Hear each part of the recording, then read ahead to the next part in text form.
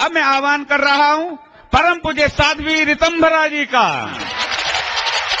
साध्वी ऋतंभरा जी का आह्वान करता हूं और मार्गदर्शन करेंगी साध्वी ऋतंभरा जी। धर्म रक्षा मंच के इस पावन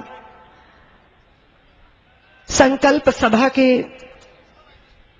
अध्यक्ष प्रातः स्मरणीय साय वंदनीय, सारे राष्ट्र नहीं अपितु सारे विश्व में भक्ति की गंगा को प्रवाहित करने वाले पूज्य बापू जी को वंदन करती हूं।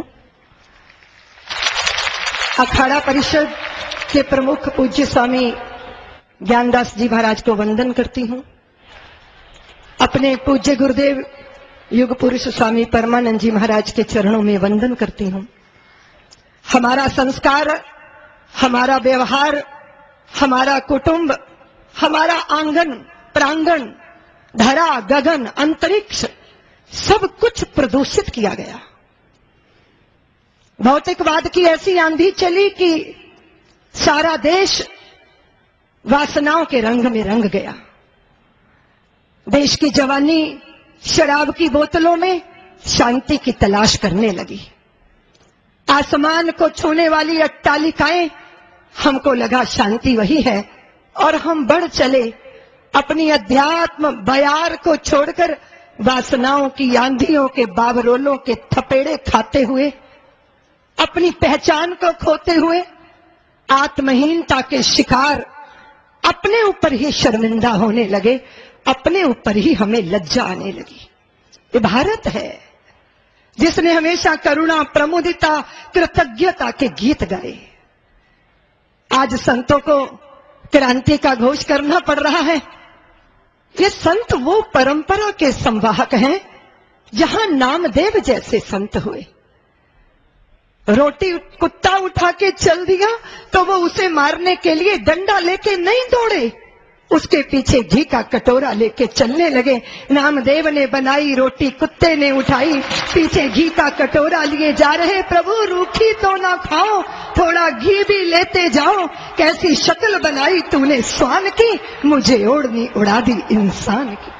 नाना रूपों में, नाम आकारों में हमने अपने प्रभु का दर्शन किया। कण कण में, जर्रे जर्रे में वो दृष्टि अर्जित की, वो दृष्टि बांटी।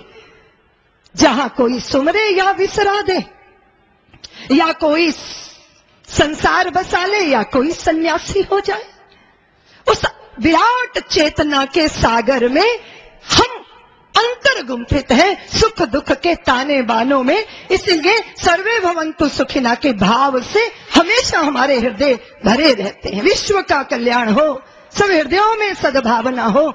ऐसी भाव धारा में बहने वाला हिंदू समाज जब आतंकवादी कह के अपमानित किया जाता है तो बहुत पीड़ा होती है। मैं कई बार सोचती हूं कि मीडिया का काम है संतों को तालिबान कहना। बहुत लोग कहते हैं कि साधु घबरा गए हैं, इसलिए वो भयभीत हैं, इकट्ठे हो रहे हैं भय के कारण।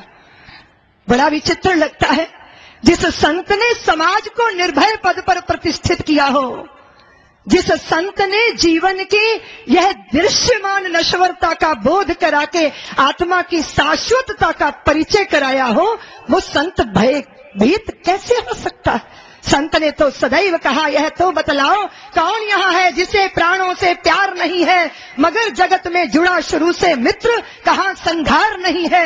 मृत्यु क्या है वस्त्र बदलना, कुछ पल का विश्राम साथियों। जीवन एक अखंड पर्व है, साधारण त्योहार नहीं है। जीना सबसे बड़ी कला है, लेकिन ये एक अटल सत्य है कि मरने से डरने वाले को जीने का अधिकार नहीं है। जो ऐसी निर्भयता का पाठ पढ़ाता हो वो स्वयं भयभीत क्यों हो जाएगा? आप ये मत सोचिए कि सरकार के इरादे खराब हैं तो सनातन संकट में है। जो सनातन नहीं मिटा लंकेश की तलवार से, जो सनातन नहीं मिटा कंस की हुंकार से, वो सनातन क्या मिटेगा आज की सरकार से। ये सत्य सनातन संस्कृति की जड़ों को संतों ने अपनी साधना से सींचा है। अरण्य में खड़ा होकर एक योगी, एक तपस्वी, एक अपरिग्रही साधन एकत्रित करता है, क्योंकि वो अपने लिए नहीं जीता, वो अपनों के लिए जीता है। वो प्रसाद बांटता है, वो बटोरता नहीं। उसका सूत्र है कि जो बटोरा जाता है वो विषाद होता है, और जो बांटा जाता है वो प्रसाद होता है। प्रसाद बांटने वाले संत, नेह करुणा प्रेम लुटाने वाले संत आज यहाँ एकत्रित हुए हैं। कुछ कारण है, निश्चित रूप से गंभीर कारण है कि जब अंग गल जाता है तो उसकी शल्य चिकित्सा करनी पड़ती है। जब राष्ट्र की चेतना सुप्त हो जाती है तो उसको झकझोर के जगाना पड़ता है। जब चक्रवर्ती सम्राट अपने राजभवनों में विलासता की दुनिया में खो जाते हैं तो विश्वामित्र बनके राम और लखन की जवानी मांगनी पड़ती है। उसी भूमिका में आज पूज्य संत हमारे सामने हैं। मैं आपसे एक ही बात कहना चाहती हूँ कि भारत कैसा भारत, जिस भारत का गगन धरा मानस सब प्रदूषित हो जाए, ऐसे भारत की कल्पना की थी क्या हमने? सावरकरों ने समुद्र की उताल तरंगों में पौरुष के अभिलेख लिखे, अंडमान की काली कोठड़ी में पत्थर की भीतियों पर हृदय के रक्त से शौर्य की कहानियां लिखी गई थी। किस भारत के लिए? मैं पूछना चाहती हूँ। स्मरण करो उस विद्यावती को जिसका पुत्र फांसी के फंदे पर झूला, आंखों ने आंसू बहाए तो लोगों ने कहा, माँ तू शहीद की माँ होके रोती है, अच्छा नहीं लगता? विद्यावती ने कहा, मैं अपने पुत्र की शहीदी पे नहीं रो रही, अपनी कोख पे रो रही हूँ। कदाचित मेरी कोख ने एक और भगत सिंह को जन्म दिया होता तो मैं उसको भी देश के चरणों में समर्पित कर देती। ये संत शक्ति तुम्हारे को याद दिलाने आई है कि इस देश की सतियों की चिताओं की धू धू करती ज्वालाओं ने इस देश को ऊष्मा दी थी, इस देश को ताप दिया था। तुम्हें याद दिलाने आए हैं कि तुम्हारे शहीदों ने रावी के तट पर खड़े होकर कौन सी शपथ ग्रहण की थी। क्या कारण था कि मातृभूमि का अभिषेक स्वयं के रक्त से किया गया था? क्या कारण था? तुम्हें स्मरण दिलाने आए हैं। भले ही तुम 15 अगस्त 1947 को दिल्ली की दिवाली में भूल गए हो, भारत का कितना बड़ा भू प्रदेश और उसका जन समाज चीत्कार हाहाकार करता रहा और दिल्ली आजादी के जश्न मनाती रही। हम आजाद हुए हैं। आज 60 वर्ष के बाद जहां खड़े हैं वहां का दृश्य बड़ा भयानक है। मैं पहले तो वंदन करती हूं उनका जिन्होंने मुंबई को दहलाने का प्रयत्न किया, लेकिन उनको नष्ट करने के लिए होमले जैसे पुलिस अधिकारी उनकी छाती पर चढ़ गए, 37 गोलियां अपने शरीर पर झेल ली और बताया कि जो हमसे टकराएगा चूर चूर हो जाएगा। लेकिन कब तक बलिदान देंगे? कब तक रोएंगे? कब तक रुदन करेंगे?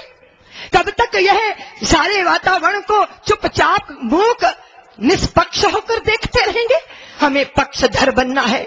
सत्य और असत्य के बीच में, धर्म और अधर्म के बीच में भारत के भाग्य का निर्धारण करने के लिए याद रखना हिंदू समाज के बंधुओं, अगर विश्राम किया तो विनाश की तरफ बढ़ रहे हो। विश्रांति हमारे लिए नहीं। जब तक मां भारती अखंडता के आसन पर विराजमान नहीं हो जाती। और फिर हमारे संतों ने कहा कि मुसलमान बंधुओं को स्मरण करना होगा कि उनके पुरखे, उनके हमारे पुरखे एक ही हैं। और फिर दूसरी बात यह है कि हो हिंदू चाहे मुसलमान, जिसको इस देश से प्यार नहीं तो फिर उसको इस देश में रहने का कोई अधिकार, कोई मजहब, कोई पंथ, लेकिन मेरी मातृभूमि है। आज संत यहाँ किसी देवी देवता की पूजा के लिए एकत्रित नहीं हुए हैं, मातृ मंदिर के द्वार पर खड़े होकर अपने आप को आहूत कर रहे हैं। धर्म पंथ संप्रदाय तब बचेगा जब मेरा राष्ट्र बचेगा। इसलिए मेरा राष्ट्र सर्वोपरि है, मेरे राष्ट्र का हित सर्वोपरि है। ये सबके हृदयों में, सबके मनों के अंदर, चेतनाओं के अंदर ये भाव प्रबल होना चाहिए।